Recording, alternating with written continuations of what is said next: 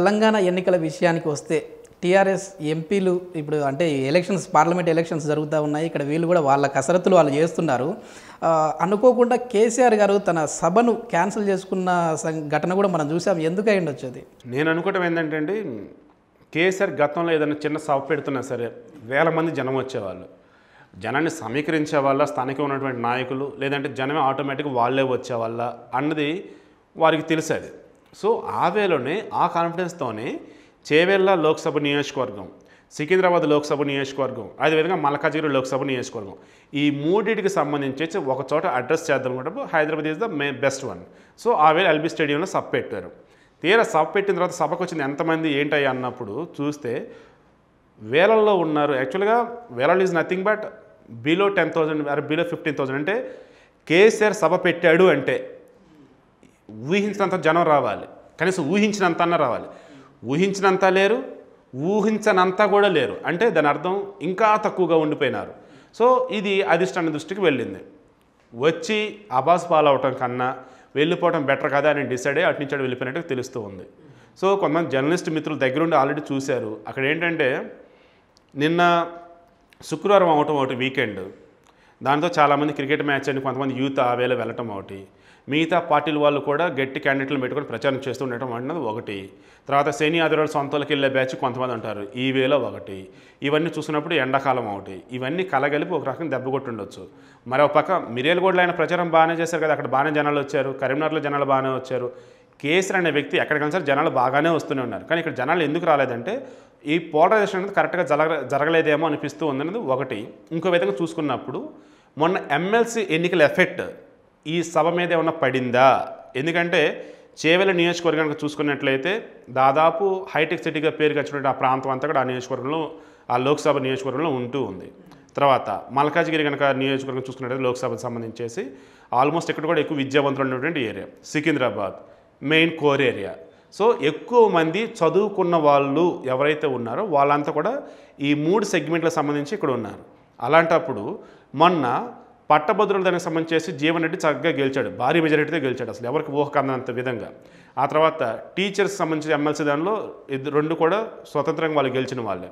ఇలా చూసుకుంటూ ఉన్నప్పుడు ఏంటంటే ఎవరైతే చదువుకున్న వాళ్ళు, అదేవిధంగా ఉద్యోగం చేస్తూ ఉన్నవాళ్ళు, వీళ్ళు స్వతంత్రంగా ఆలోచిస్తూ ఉంటారు కాబట్టి ఒక పార్టీ జెండానే మోస్తూ అదేవిధంగా ఉండే రకం కాదు కాబట్టి ఆ ఎఫెక్ట్ ఏమైనా ఇక్కడ పడిందా అన్న ఒక చిన్న డౌట్ అయితే వస్తూ ఉన్నది. తర్వాత చేవెళ్ళకు సంబంధించేసి క్యాండిడేట్ కావచ్చు, సికింద్రాబాద్ సంబంధించిన క్యాండిడేట్ కావచ్చు, మల్కాజిగిరికి సంబంధించిన క్యాండిడేట్ కావచ్చు, ఈ క్యాండిడేట్స్ కూడా కొంచెం వీక్గా ఉన్నారు. అవును, కొత్త వారికి కొంచెం అవకాశం కల్పించినట్లు తెలుస్తుంది సార్. సో కొత్త దానితో బాగా యూత్గా ఉన్నారు. సో వారికి అవకాశం కల్పించడం వెనక ప్రధాన ఉద్దేశం కార్ కేసీఆర్ ఇది చూసే ఓటు వేస్తారు అన్న నమ్మకంతో కేసీఆర్ వాళ్ళు నిల్చోబెట్టి అనుకుంటూ ఉన్నారు. కానీ రాజకీయంలో పార్టీ సింబల్ ఎంత ముఖ్యమో ఆ క్యాండిడేట్ కూడా అంతే ముఖ్యం.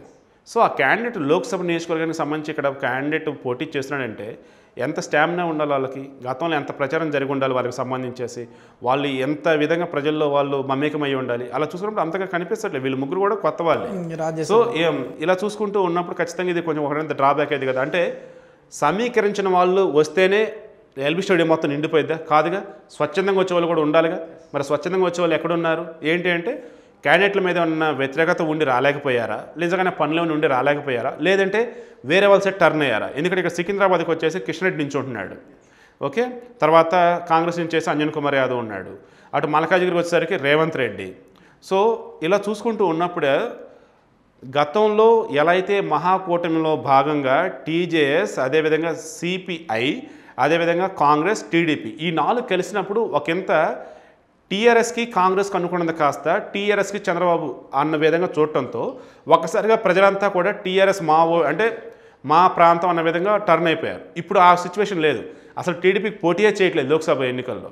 అలాంటప్పుడు ఏంటి రైట్, ఇప్పుడు చంద్రబాబు కేసీఆర్ గారు మనకు పోటీ, మన ప్రాంతంలో మన వాళ్ళతో మనకే పోటీ. ఇప్పుడు మన సరైన నుండి ఎన్నుకుందాం. లేదు అంటే ఆల్రెడీ కొత్త ప్రభుత్వం వచ్చేసింది, తెలంగాణ ప్రభుత్వం ఎవరిది మనం కోరుకున్న వ్యక్తిదే ఉంది. ఇంకా లోక్సభ సంబంధించేసి నియోజకవర్గాల వారిగా చూసుకున్నప్పుడు సరైన క్యాండిడేట్ని ఎన్నుకుందాం, లేదంటే సెంట్రల్లో ఎవరైతే చక్రం తిప్పుతారో వాళ్ళని ఎన్నుకుందాం. ఈ వేళ ఆలోచించారా?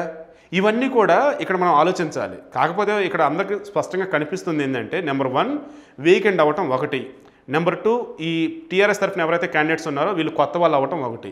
ఈ రెండే ప్రధానంగా కనిపిస్తూనే తప్ప వేరేదైతే కాదండి. సో మిగతా అంశాలు ఏవైతే ఉన్నాయో అవి ఇన్డెప్త్గా ఆలోచించుకుంటే తప్ప తెలియదు. అది మీరు నేనే చెప్తే వాళ్ళు ఆటోమేటిక్ తీసుకుంటారు అని నేనైతే అనుకోండి. మొత్తానికి టీఆర్ఎస్ సభకి మాత్రం అడ్డంకిగా ఏర్పడింది వీకెండ్, అలాగే క్రికెట్ మ్యాచ్లు కూడా అనుకోవచ్చు. అవేనా అయి ఉండొచ్చు. అట్ ది సేమ్ టైం హైదరాబాద్లో పెట్టారు కాబట్టి అంత ఊళ్ళకెళ్ళే వాళ్ళు అయి ఉండొచ్చు. తర్వాత మీద బేస్ అండ్ క్యాండిడేట్స్ మీద బేస్ అయి ఉండొచ్చు. సో ఇవన్నీ కలగలిపి ఇది చేసి ఉంటాయి. అండ్ మోర్ ఓవర్ ఎమ్మెల్సీ ఎన్నికల ఎఫెక్ట్ కూడా బాగానే పడిందని చాలామంది అంటూ ఉన్నారు. అది ఒక్కసారి టీఆర్ఎస్ అధిష్టానం కూడా ఈ రకంగా దృష్టి పెడితే మంచిదని ఆ టీఆర్ఎస్ సంబంధించిన వాళ్ళు కూడా ఆల్రెడీ చెప్పిన కూడా తెలుస్తూ ఉంది.